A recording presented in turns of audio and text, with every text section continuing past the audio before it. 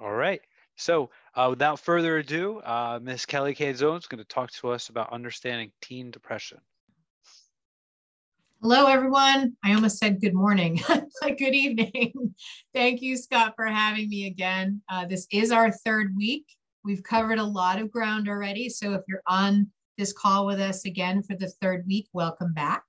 I hope you've gleaned some type of knowledge or understanding about what our kids might be going through. So I'm going to start today by talking about depression, and try not to make this a sad subject, but it is, our kids are really experiencing teen depression on a really, really high level right now. So I'm going to teach you a little bit about how to spot signs of it, what to do if you spot signs of it, how it looks and things like that. And then I'm going to arm you with some real life things that you can do in your home to help the situation if you feel like your teen is, in fact, experiencing depression. So let's get started. So we just kind of start every session with this little blurb.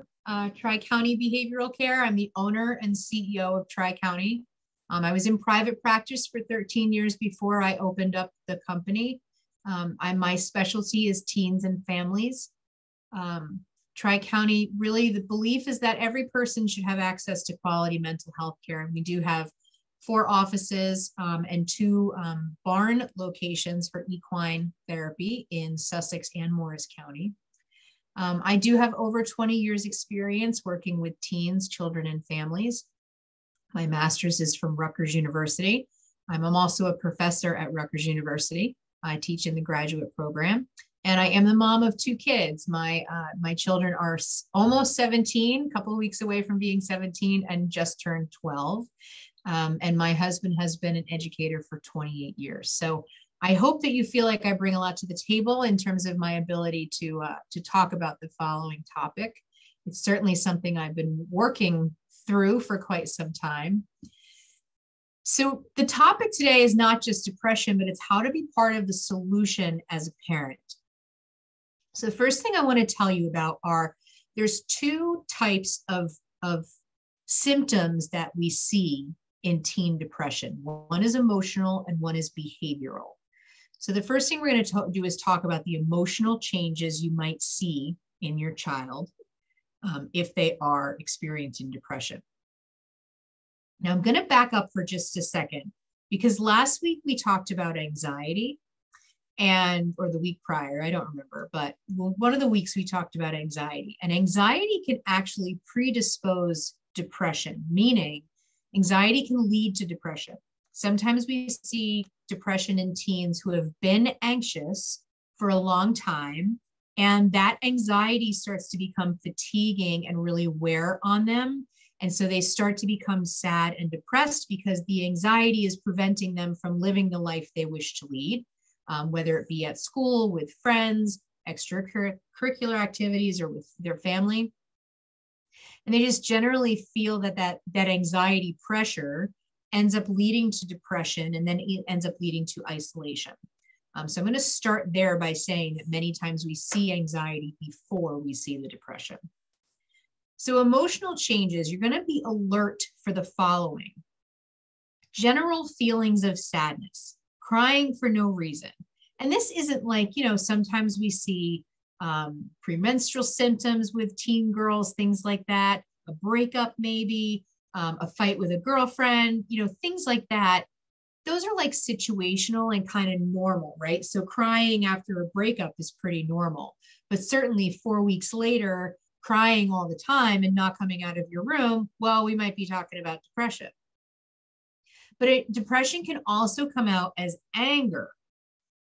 So a colleague of mine had said one time that anger is depression turned inward. So that's why we see anger a lot of times as one of the symptoms of depression, or one of the emotional changes that happen during depression, because once the anger turns inward and they can't do anything about it, and then they start to internalize the anger, that's when we really see the depression start. And that's why frustration or feelings with anger are a symptom of depression. Hopelessness or empty, irritable, really annoyed, again, not just, one day here, one day there, but really kind of pervasive on a normal basis. Loss of interest. They just I don't want to go out for football this year, or I don't want to see my friends. Stuff that they normally enjoy, they stop doing. Conflict with family and friends, or loss of interest in family and friends. Really low self-esteem. Feelings of worthlessness and guilt. Fixation on past failures, exaggerated self-blame, self-criticism. Like, these kids are just really, really verbally hard on themselves, right? Like, what's wrong with me? Why can't I do better? And they're just sort of beating themselves up on a daily basis. And that's obviously going to lead to sadness and depression. The rejection to failure and the need for excessive reassurance can be a sign of depression. And that's, again, why I preface this whole portion by talking about the anxiety, because that can really look very anxious, right? That excessive need for reassurance can look like an anxiety disorder. And it may be anxiety or it may be depression, but either way, whether it started as anxiety or become depression, that is a sign of one of the two of those things.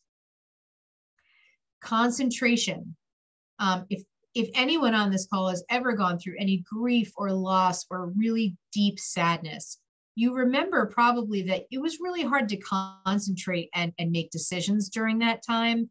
And that might have been like momentary sadness for you while you were going through that grief. But depression sort of looks the same in that when you're depressed, your brain's just not functioning correctly. And that's really organic. What I mean by that is it literally means that the chemistry of the kid's brain or the adult's brain even has changed to the point that they're having a difficult time making decisions.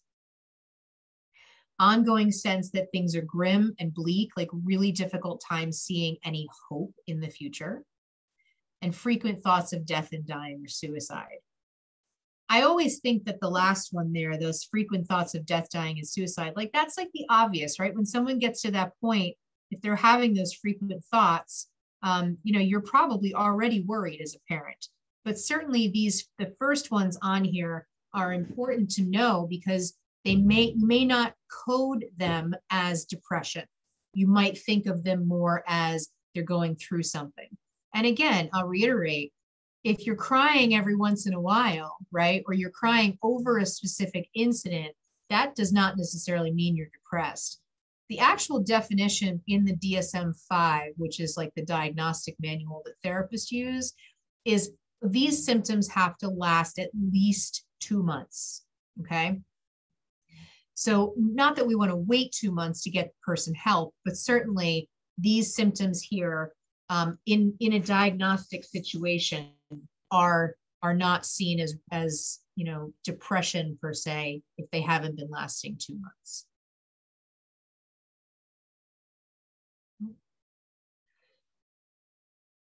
So these are the other lists we were talking about before. I said that there were going to be some emotional changes you would see and also behavioral changes.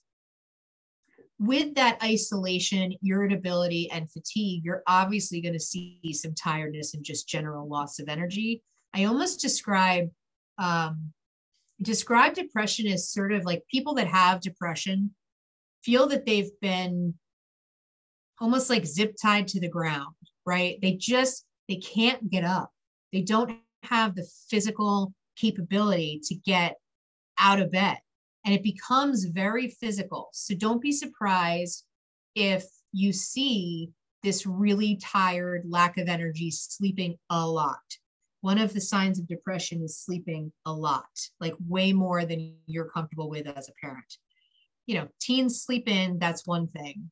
Not coming out of your room and being asleep most of the day is depression. Insomnia or sleeping too much.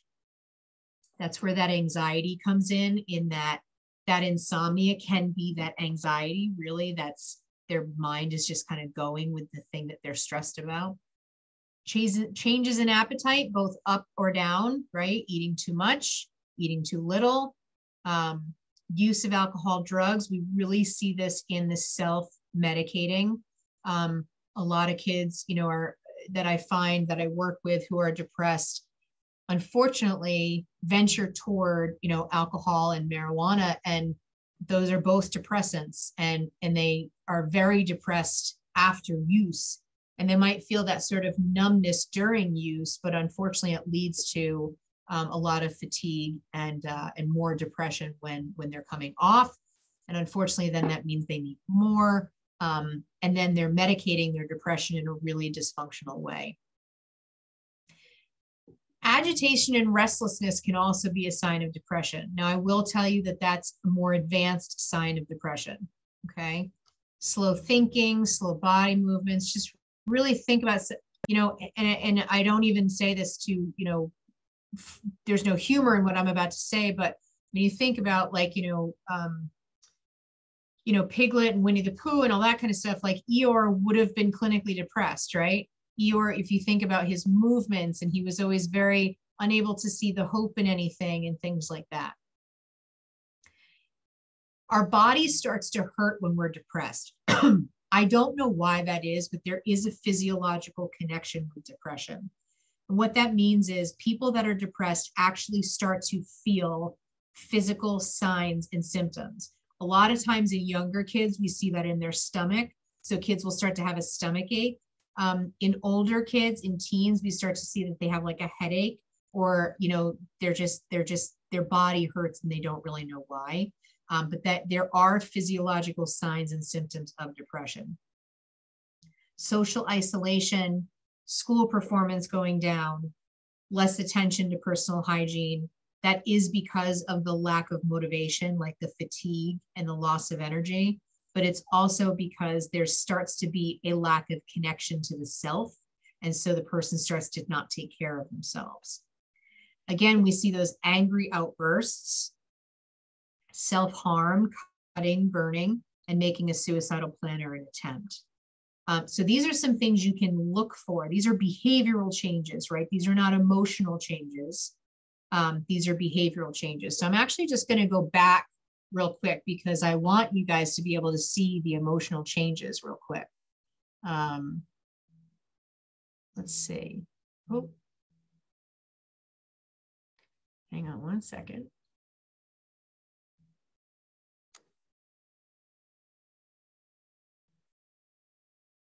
So here are those emotional changes again. Okay, so let's look at them together. Sadness, frustration, hopelessness, loss of interest, low self-esteem, worthless, guilt, okay? Extreme sensitivity, trouble thinking. These are all emotional changes. So if you want, you can take a quick snapshot of this screen. And so these are the behavioral changes.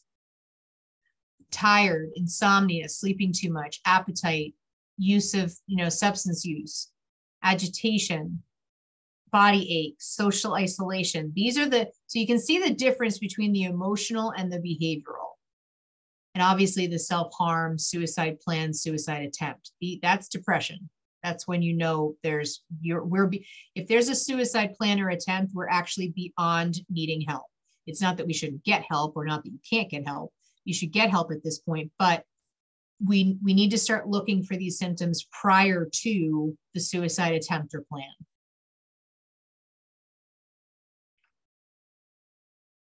So what can you do? Ask. We nag our children about everything. We nag them about broccoli. We nag them about protein. We nag them about, whose house you're going over tonight and who's going to be there and are the parents home. Get the car back home on time. We nag our kids about everything. I know because I have them and I do. But somehow when it's depression or anxiety or a mental health issue and our kids say things like, I don't want to talk about it. I'm fine, go away. We would never in a million years accept that when, our kid brought the car home late, right? If my 17-year-old brought the car home late, we would be sitting in the living room having a very long discussion about the car and about how his phone was going to be taken away and whatever it was. But when it comes to depression and anxiety, our kids say, get away from me, I'm fine. And we somehow listen. Ask. Keep asking. You know, you are this child's parent, caregiver, guardian, whatever. You are the person who knows when something's wrong with the kid. And we have this intuition. We know when someone around us is not feeling right or not acting right. When and if they open up to you, which they may not, right? You may have to, do number 3, which is help them get the support. And it's okay if they don't want to talk to you, right? We have to remember when we were teenagers, did we want to talk to our parents? Not all the time. And it's totally 100% normal that your kid doesn't want to talk to you about their depression symptoms. And the reason why they don't want to talk to you about their depression symptoms is because you're going to be worried. Because you're their mom, you're their dad, you're their guardian, you're the person that's supposed to be worried. When they talk to me as a therapist, right, I can be objective. I can just listen. I'm concerned, but I'm not concerned like I'm your mom, right? But always be ready to listen. Sometimes your kids are going to totally want to talk to you about it, and sometimes they're not. But either way, we go to number 3, which is help them get support. If your teen comes to you and says they're depressed, or you start a conversation and find out that they're depressed, and they don't want to talk about it, you still have to get them help. And sometimes you can just say, I'm going to get you some help. I don't know how to help you, but I'm going to get you the help. But if they do want to talk to you, listen to them and still tell them that you're still going to get the help. Okay, here's the hard one. Number 4, grades are slipping, isolation, doing drugs, smoking pot in their bedroom, vaping, whatever it is. Now, I just told you those are signs of depression, but most of us as parents would not cut our kids any slack if their grades slipped and they're vaping in their bedroom and they're isolating and not showering, right? We're going to be all over them. But the reality is if you think something might be deeper than just our kids are slacking off, right? Our kids are being irresponsible. Instead of getting on them about their grades, their showering, their vaping, right? Whatever that is, have a conversation that sounds like this. Your grades aren't what they were, and I want to know the why. I don't necessarily care about your grades. If you're struggling and you're trying your best, you're doing the best you can. But I think there's something else going on because you were an A student up until this year. You were a B student up until this year. You were into school up until this year. I've seen changes in you, right? Do you think something's going on? I think sometimes we're, especially with teens, because they're not the easiest with communication, we tend to start kind of getting on them, right? Because we think they should know better. We think they should do better, all that kind of stuff. The reality is it might be anxiety, it might be depression. And then we have to make changes as a family. The best thing you can do for your teen's depression, other than 1, 2, 3, and 4, is number 5, is come together as a family. Don't allow the isolation. Don't allow everybody eating in a different room for dinner, right? Try to bring back the connection. Depression equals action. What I mean by that is the best way to get over depression is to get into action.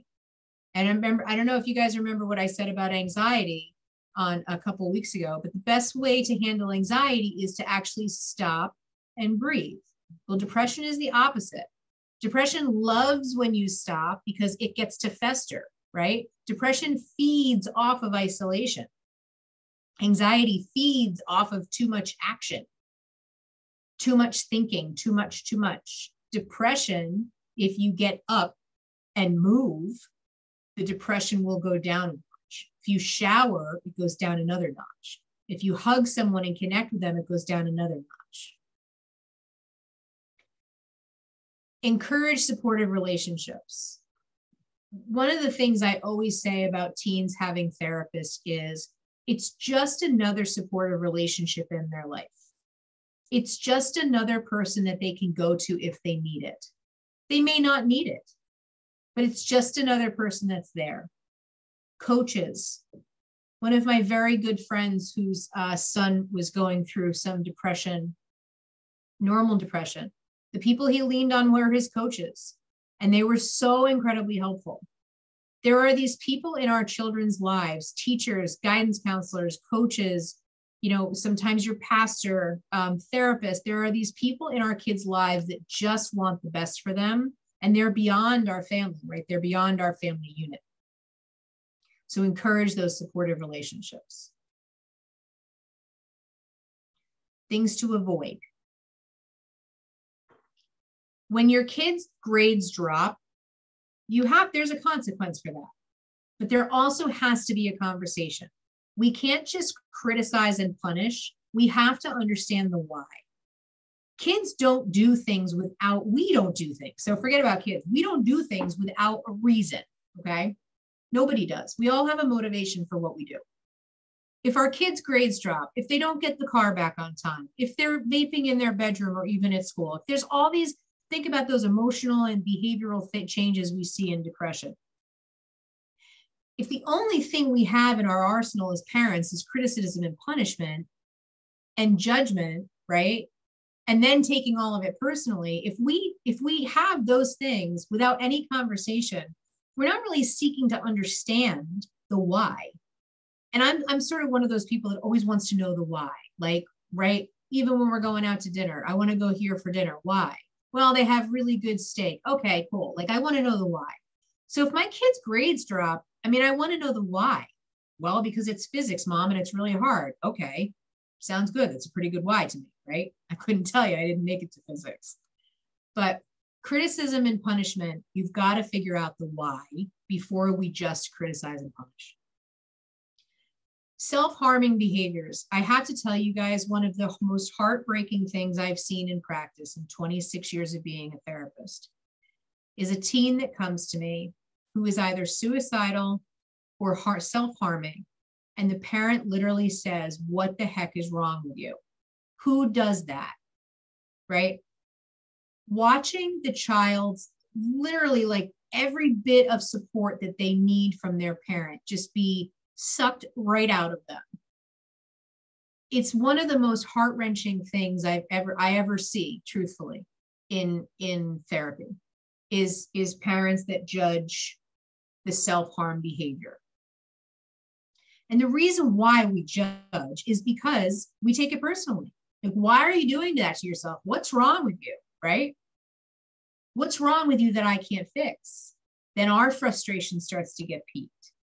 But the judging listen, teens that are self-harming and suicidal are doing a good enough job judging themselves and feeling guilty and crappy themselves without us having to add to it. And the last thing is taking it personally. Your teen is not depressed because of something you did, can fix, right? And if they are, let's go down that path for a second. If your teen is depressed because of something in their life that you are a part of, instead of just taking the depression personally and saying, it's my fault, right? And sort of making it about you, start to make some changes. Get them to a therapist so that they can make that connection with a clinician and be able to talk through whatever the why is behind the depression.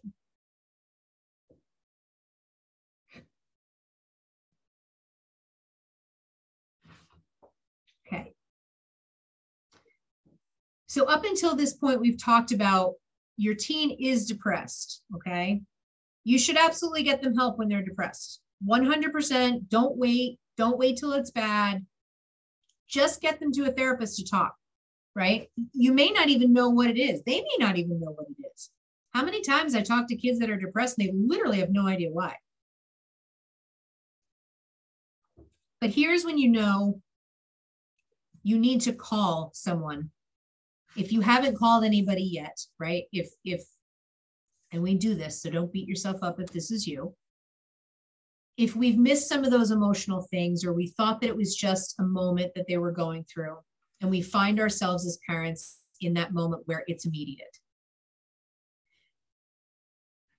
This is when it's immediate, okay? This is when it's no longer symptoms of depression that might benefit from a therapist. This is when they need help. Writing stories about dying.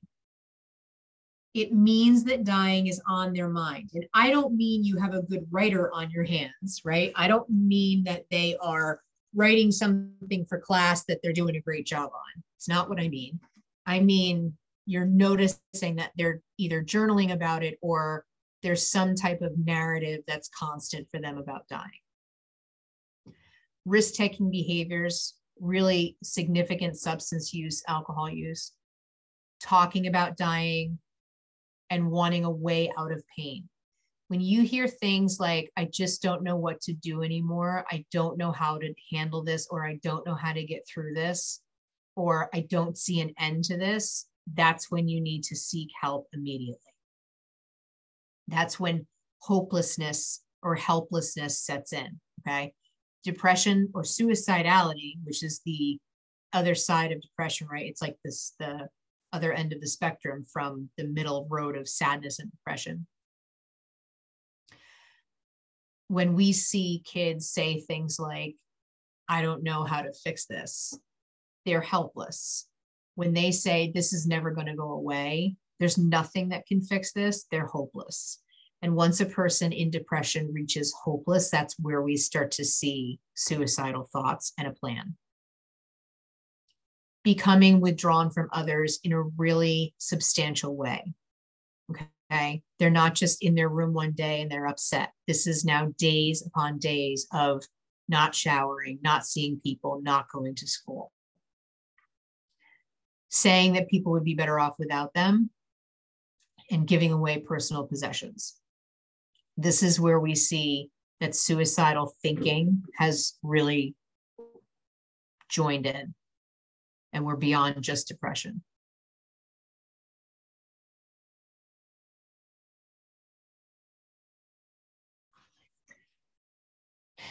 If you do have that conversation with your child and they do open up and they are telling you that they're thinking about suicide, and I'm going to be honest with you, I keep saying this, but I've been a therapist for a really long time. I do not avoid conversations about suicide.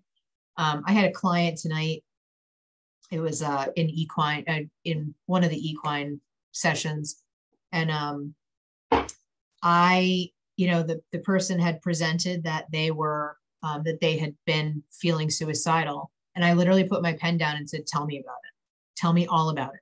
When did it start? How did it happen? What led to it? Everything. I want to know the why, right? And why do I want to know the why?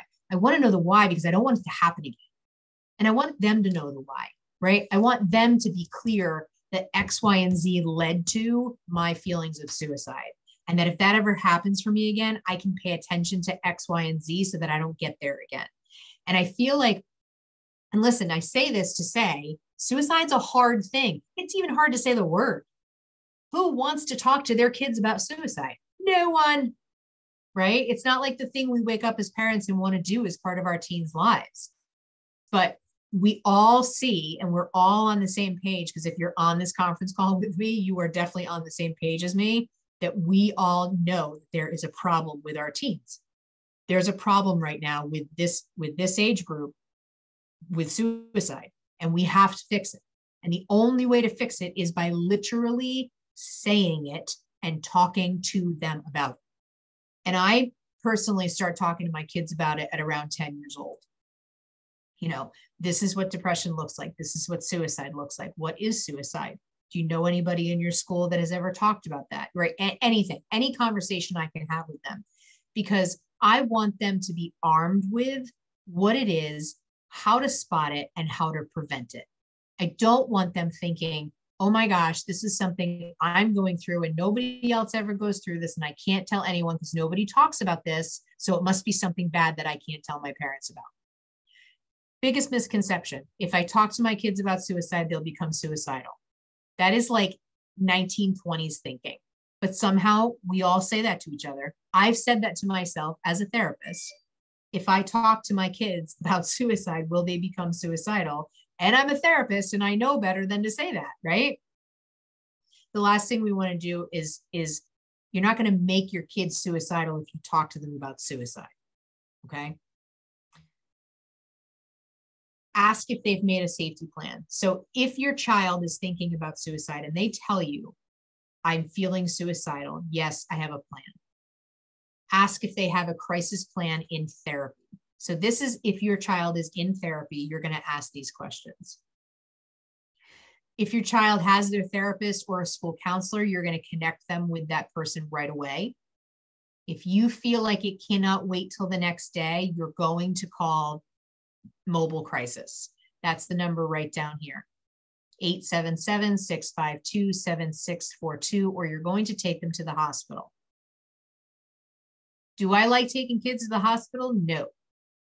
It's the next right thing to do. If your child tells you that they are suicidal and you cannot get them to their therapist, they don't have a therapist, or you can't get them to their school counselor, and you're home with them, you have to take them to the hospital. Do not wait till it passes.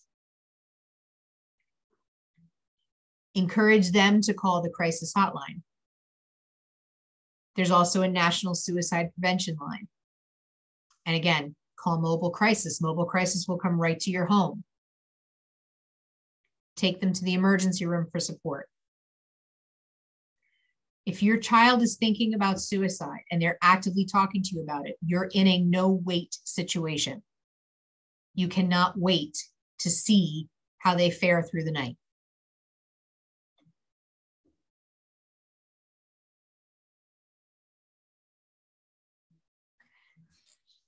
And here's the bottom line. Trust your gut. You know your child better than anybody else. You know when something's not right. It's not normal for teenagers to sleep 18 hours a day. I don't care who tells you it is. Is it normal for them to sleep till noon? Yeah, because they stayed up till midnight. It's not normal for a kid to sleep 18 hours a day. If they seem sad on a regular basis, it's not going away. It's not momentary. It's not because of a breakup anymore, or the breakup's 4 weeks old. Above all, don't forget to emphasize that you are with them. You are on their side. I'll do whatever it takes to get you support. I don't know why this is happening, but I want to help you. And whatever you think, your kids are listening. They're listening. They won't tell you they're listening. And so most of the time they act like they're not listening to you, but they're listening. Depression is no one's fault. It's not theirs. It's not yours. It happens. It can be hereditary, right? If you do have people in your family that have suffered from depression, been challenged with depression, it's not surprising when we have family history of depression and anxiety. It is hereditary, 100%.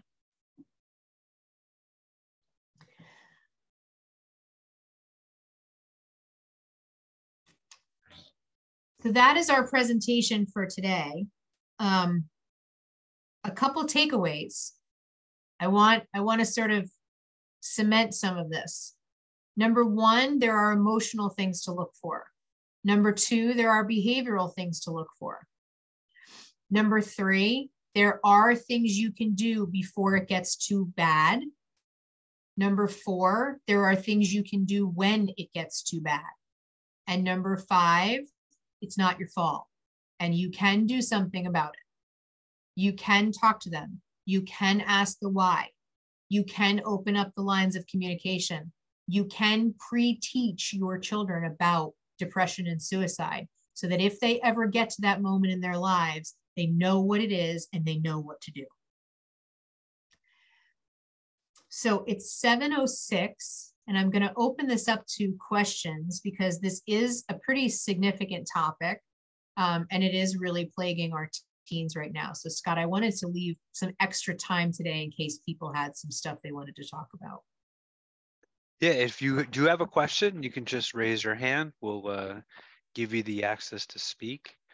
I did have a couple questions that if maybe Great. just to jump things off. You talked about having that conversation and really trying to emphasize the importance of getting the help. What's a recommendation if your child is just absolutely resistant to talking about it, getting the help? I mean, they're, like you said, in the room, all closed in, and you set up this appointment, they don't show up. They set it up virtually, they don't log in. What would be a recommendation at that point for the parents?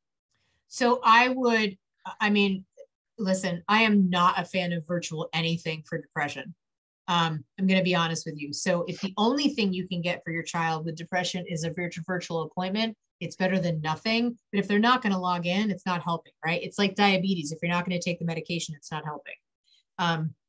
So I think in that situation, I would increase the intervention. So I would either call Perform Care and get someone in my home. I would take them to the pediatrician. I would take them to the hospital. Like, I just wouldn't leave it. You know what I mean? Like, and I think if you have a child that is resistant to the therapy, then you need to increase, like, you need to take the next step. It means that they need a higher level of care. That's what I'm trying to say. So it means that the therapy is not working. It means that they need a higher level of care. And whether that's an inpatient situation or intensive outpatient or anything like that, if your child had diabetes and they weren't taking the medication and you saw them on the floor, right, you would take them to the hospital. And depression's the same way. It's not something you can wait to see. I'm not sure if that answers the question. Mm-hmm.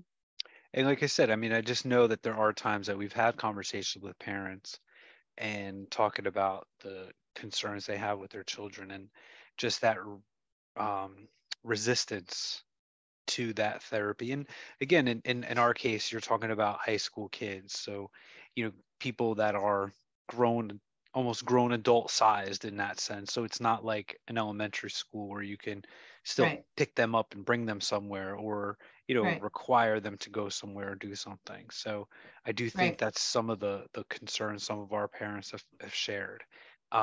And just to clarify, and I know you hit on this, when you say seek immediate help, what should those first steps be? Not necessarily to the point of mobile response, but when you decide, when you make that judgment, you trust your gut.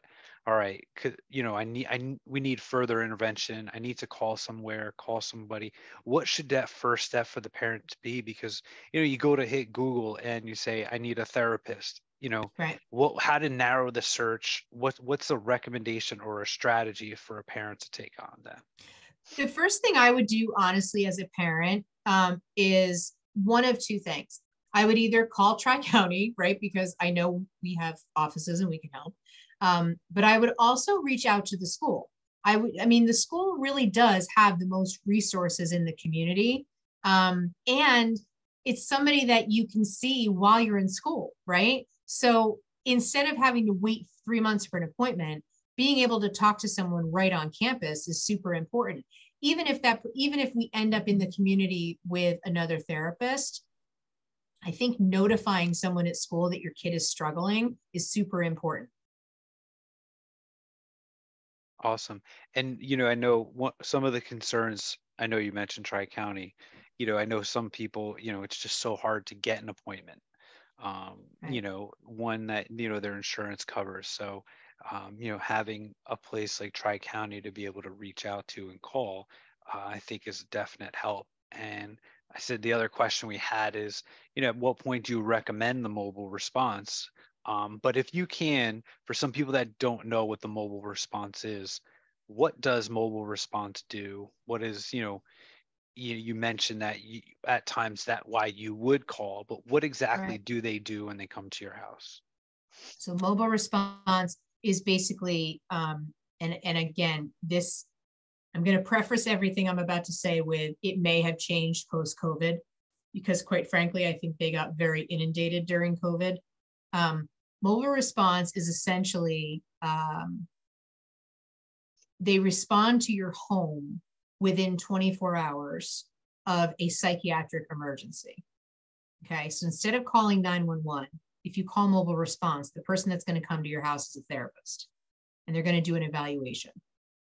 Now, I say that to say, if your child is in imminent danger, you just go to the hospital or you just call 911.